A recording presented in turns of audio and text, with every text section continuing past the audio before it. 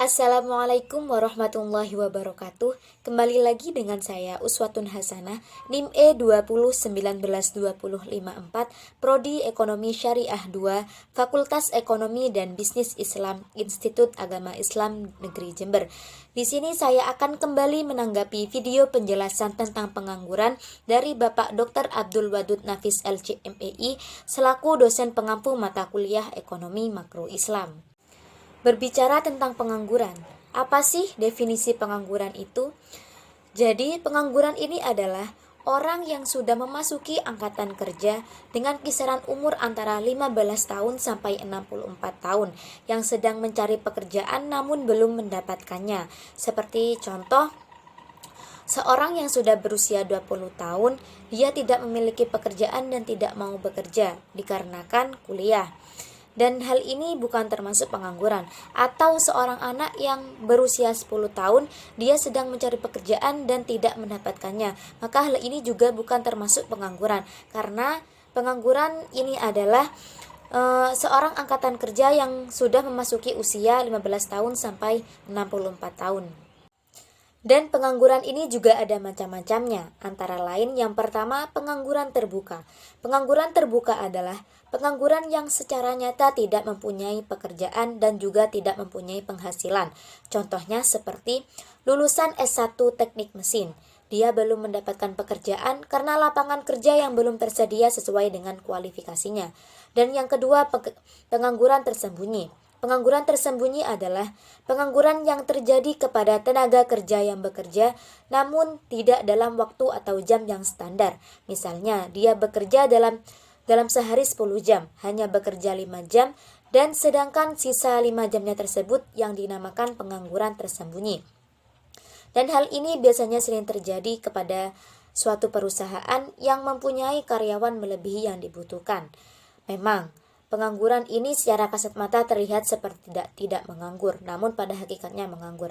Dan yang ketiga, pengangguran musiman. Pengangguran musiman adalah pengangguran yang diakibatkan oleh perubahan musim yang terjadi di suatu negara atau daerah tertentu. Contohnya, petani yang menganggur ketika musim kemarau karena tidak ada air untuk mengelola sawah mereka, dan mereka akan kembali mengelola sawah mereka pada musim hujan. Dan yang keempat, pengangguran setengah menganggur. Pengangguran setengah menganggur ini adalah kondisi pengangguran di mana seseorang yang sudah bekerja namun belum optimal jika diukur berdasarkan jam kerjanya, yakni kurang dari 35 jam dalam seminggu. Contohnya, pekerja paruh waktu seperti penjaga toko baju, penjaga konter HP, pengasuh anak, kurir, dan lain-lain. Pengangguran juga memiliki beberapa jenis. Apa saja sih? Yang pertama, pengangguran friksional.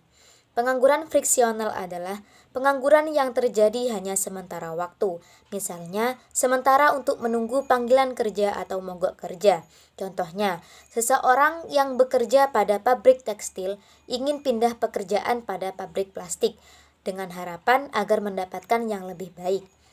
Dan yang kedua, pengangguran siklikal. Pengangguran siklikal adalah pengangguran yang disebabkan oleh perubahan tingkat kegiatan perekonomian yang menyebabkan penghentian tenaga kerja akibat menurunnya jumlah permintaan barang dan jasa. Contohnya, akibat menurunnya permintaan baju, maka berkurangnya jumlah karyawan pada pabrik tersebut. Yang ketiga, pengangguran struktural. Pengangguran struktural adalah pengangguran yang terjadi disebabkan oleh perubahan struktur perekonomian di suatu negara. Contohnya, perubahan struktur perekonomian yang awalnya struktur pertanian menjadi struktur perindustrian. Akibat terjadinya perubahan struktur perekonomian tersebut, maka tenaga kerja dituntut untuk memiliki keahlian dalam bidang perindustrian agar mampu bekerja. Keahlian tersebut misalnya keahlian dalam mesin pabrik, seperti petani yang kehilangan pekerjaannya karena tanah garapannya diubah menjadi pabrik besar.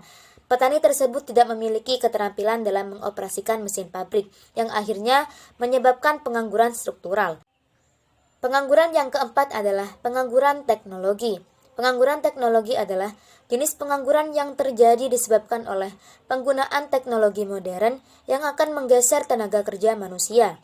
Contohnya, pengolahan sawah dengan menggunakan traktor akan menggeser tenaga kerja manusia yang masih menggunakan bajak sawah.